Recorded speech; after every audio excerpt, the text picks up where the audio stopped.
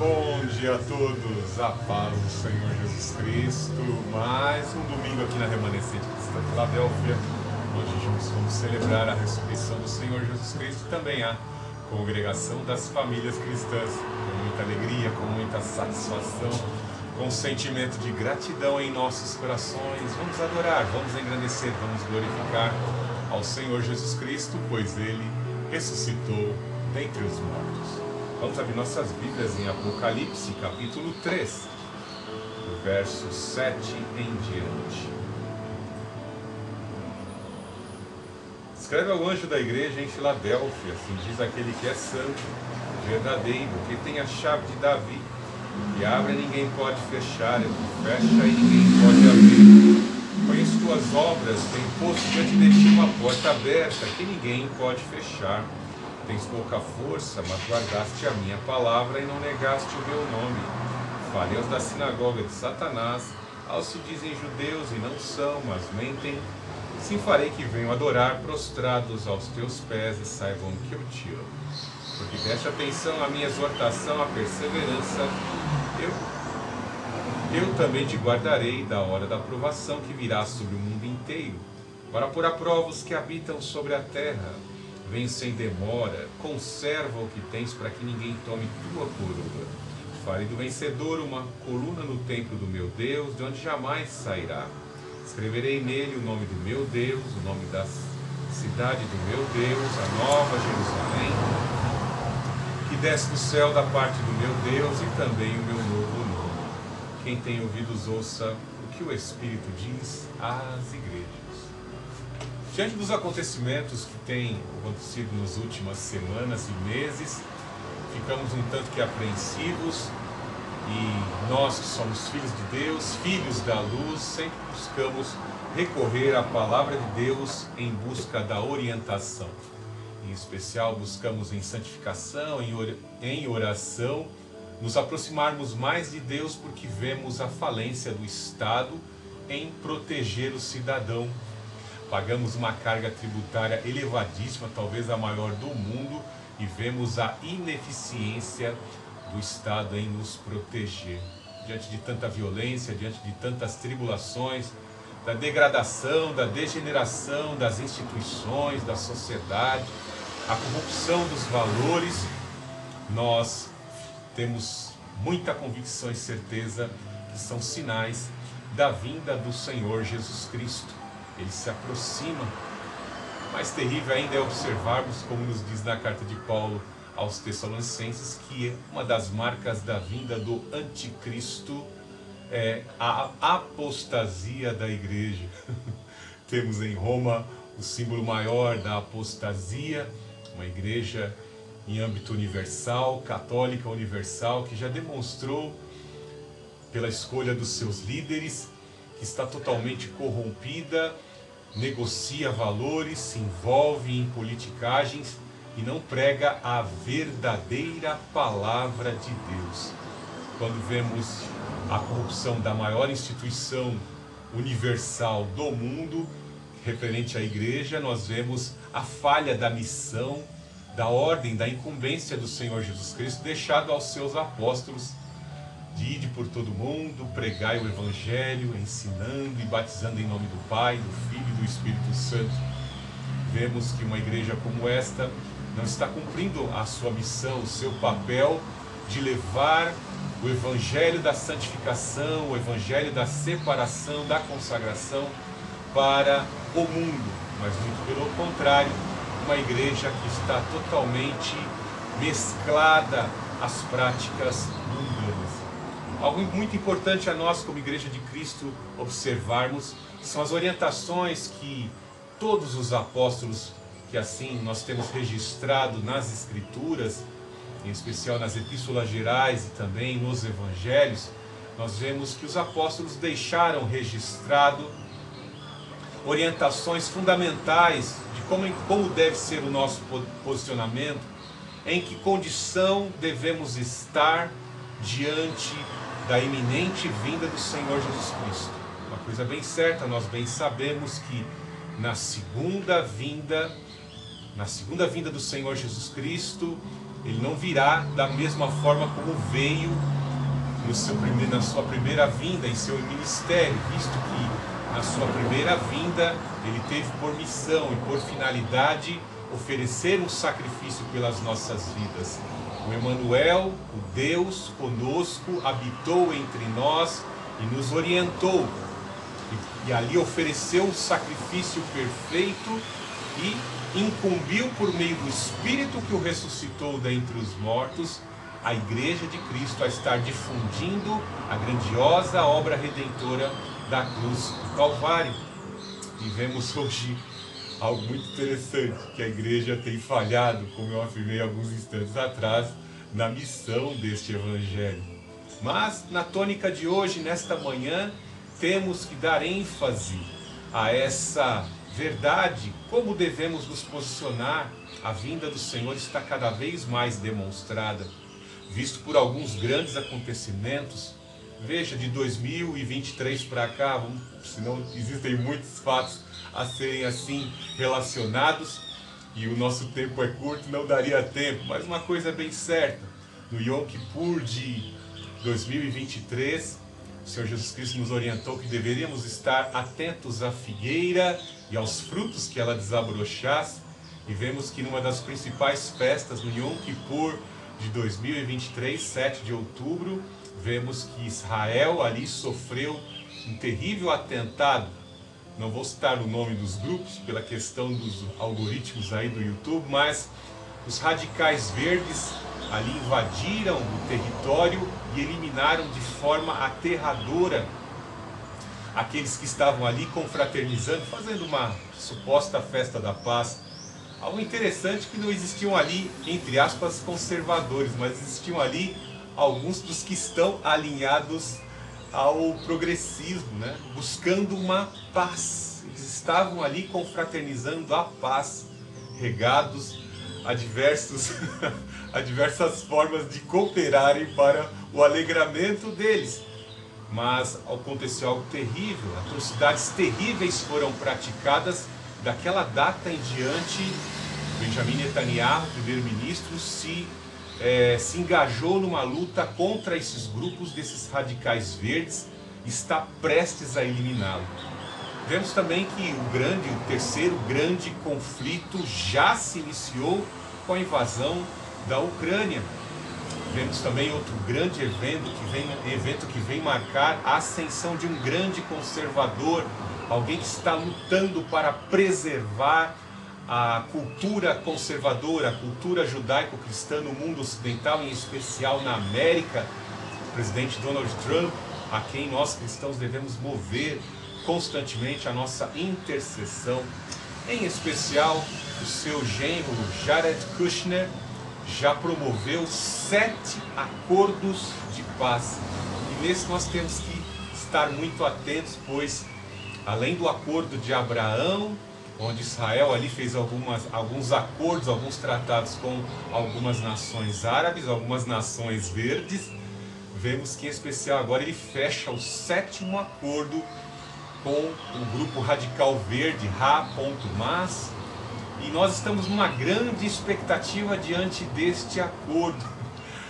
Alguns neopentecostais têm aí se dedicado a estar interpretando o nome de Jared Kushner, pois seu nome significa descer para algo melhor, ou descendência.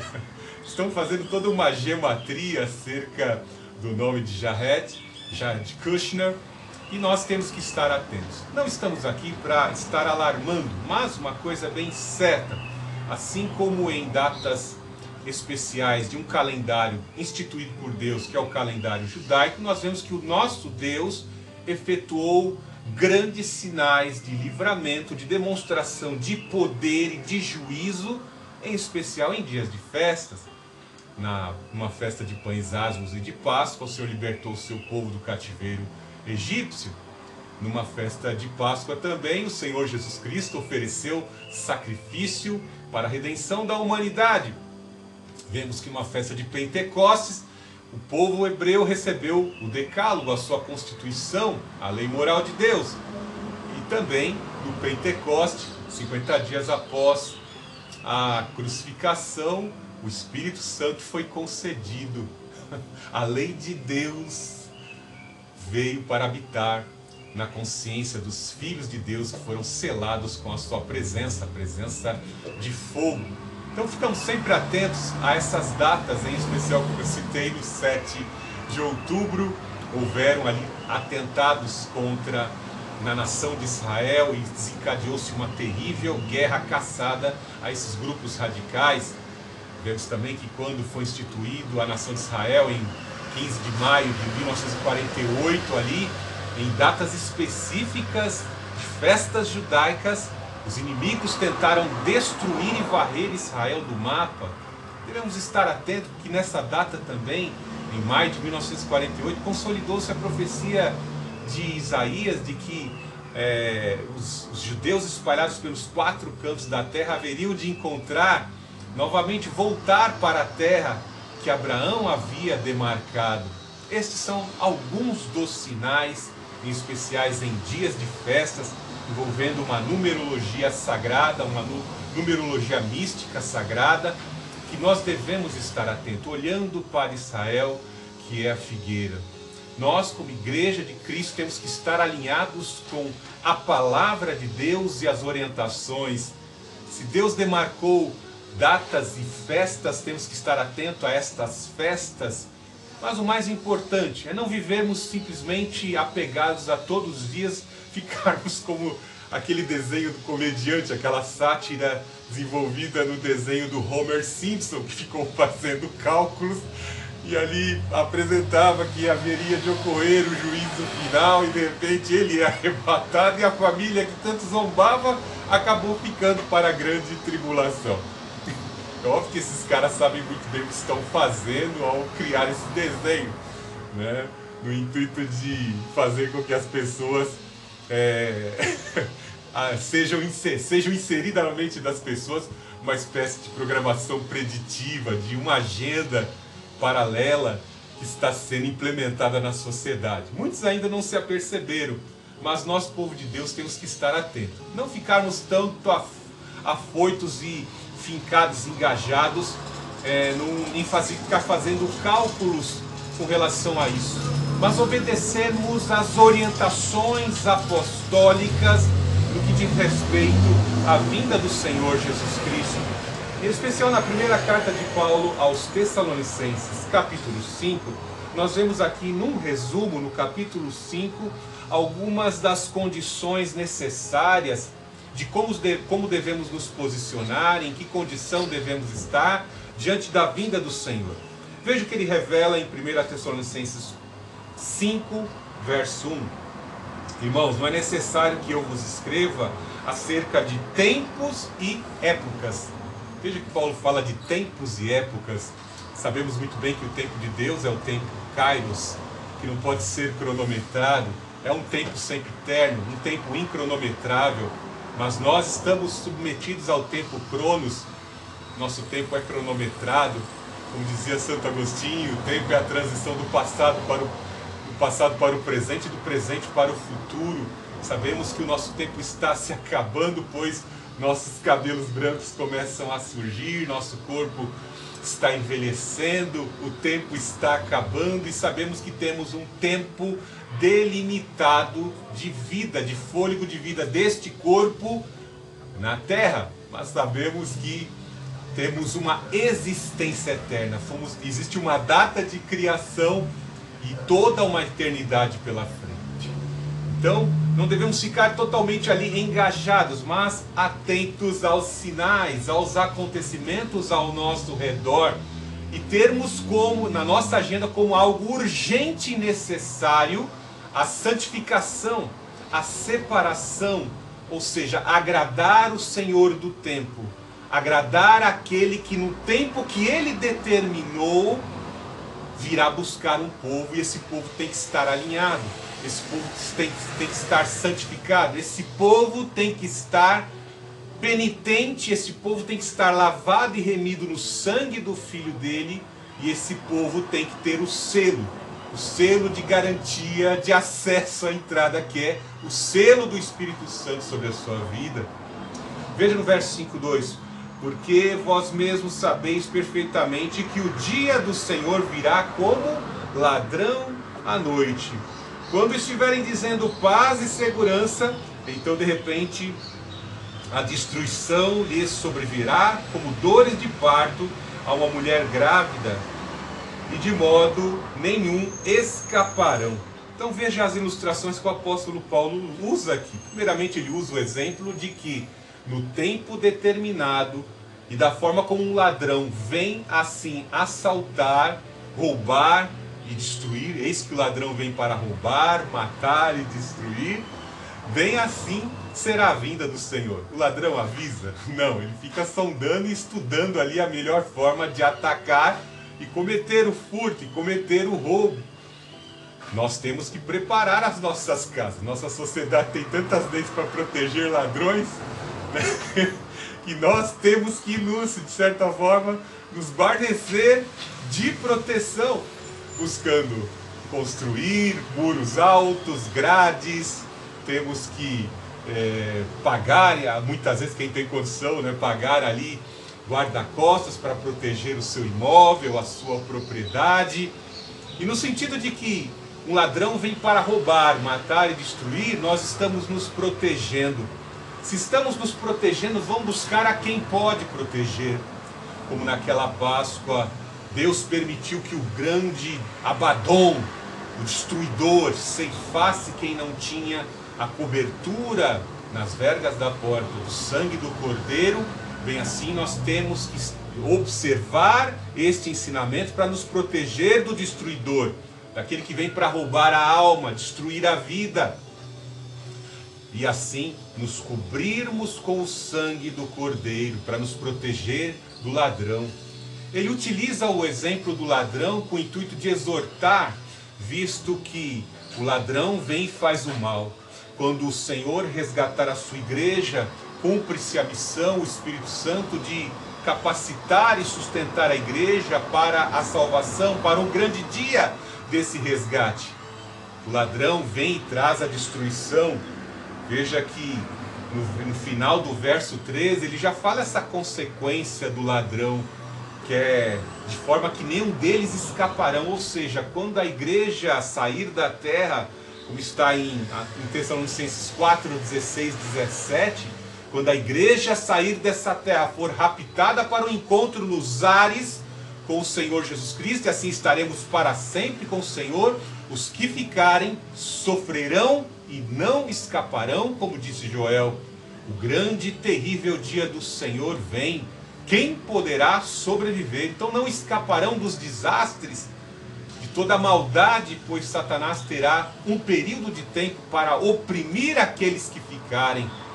Assim como no juízo das águas, a arca foi construída, somente 8 se salvaram, a arca foi lacrada, anjos foram colocados à porta da arca e eles não puderam entrar mais e sofreram o juízo das águas. Veja o outro exemplo também que Paulo usa no versículo 3, no verso 3, que é o exemplo da mulher, da gestante, da mulher grávida. E hoje nós vemos, de certa forma, nós homens não podemos falar nada acerca disso, porque nós não temos o privilégio de dar à luz, mas sabemos, deve ser uma dor, deve ser um incômodo, que posteriormente alegra muito quando a mulher vê ali o bebezinho nascendo saudável. Mas imagine que nos dias de hoje existem anestesias, existem formas e uma metodologia no parto que ameniza o sofrimento das mulheres. Mas imaginem lá na Idade Antiga, de forma primitiva, não era fácil. E as mulheres lutavam para ter filhos, não queriam ficar na vergonha, mas era algo que envolvia uma dor. Imagine que quanto maiores eram as contrações em menos período de tempo, eram indicadores de que o bebezinho estava para nascer. Eram indicadores, bem assim como o Senhor Jesus Cristo também utilizou esse exemplo da mulher gestante, da mulher prestes a dar à luz, indicando que quando se diminuíssem esses períodos de contração e elas se intensificassem para que a mulher pudesse dar à luz, bem assim os sinais aconteceriam num período mais curto de tempo, aproximando-se assim a vinda do Senhor Jesus Cristo. para resgatar o seu povo e para desferir o juízo contra a humanidade. Veja algo maravilhoso neste texto. Mas vós, irmãos, não sabeis, mas vós, irmãos, não estáis em trevas, de modo que aquele dia não vos surpreenda como ladrão, porque todos sois filhos da luz e os filhos do dia, não somos da noite e nem das trevas. Portanto, não durmamos como os demais, mas estejamos atentos e sejamos sóbrios, porque os que dormem, dormem à noite, e os que se embriagam, embriagam-se de noite. Então veja como ele utiliza aqui mais uma ilustração entre o dia e a noite, luz e treva, o que se faz, as atividades e as ações que se faz no dia, e as atividades e as ações que se promovem à noite. Atento aos sinais do tempo, observando os nossos cronômetros. O Deus a quem nós servimos, Ele tem urgência em nos salvar. Ele quer fazer parte das nossas agendas. Ele quer fazer parte do nosso calendário. Tanto é que Ele institui naquela Páscoa, naquele grande livramento, quando o Abadom foi impedido de ceifar os primogênitos dos hebreus, cobertos com o sangue do Cordeiro. Ele tem urgência em salvar as nossas vidas. Portanto, vamos estar atentos às nossas vidas. Somos filhos da luz. Se somos filhos da luz, vamos dedicar esses últimos momentos da Igreja de Cristo, do Senhor Jesus Cristo aqui na terra, para realizarmos boas obras. As nossas obras iluminarão os olhos dos incrédulos, aqueles que estão em trevas, que estão encegueirados, para olharem para a nossa vida e verem a esperança da salvação. Se estamos dedicados, engajados, fazendo as obras que engrandecem ao Senhor, nós serviremos de Bíblia, de ensinamento para aqueles que já estão corrompidos em trevas. Continuemos engajados diante da iminente vinda do Senhor Jesus Cristo, pois Ele virá buscar a sua igreja. Senhor Jesus Cristo, te amamos, te adoramos, te engrandecemos nessa manhã. Tu és o nosso Deus e Senhor. Senhor Jesus Cristo, que a mensagem da salvação chegue, Pai Santo, o mais distante possível, meu Deus, e alcance as vidas, os teus eleitos. Rompa com os grilhões, quebre as amarras. Santo Espírito, opere, atue nas consciências, liberte os sentidos de toda forma de escravidão, os corpos de toda escravidão, de toda enfermidade, em nome do Senhor Jesus Cristo. Pelas tuas pisaduras nós fomos sarados, teu castigo nos trouxe a paz e a reconciliação.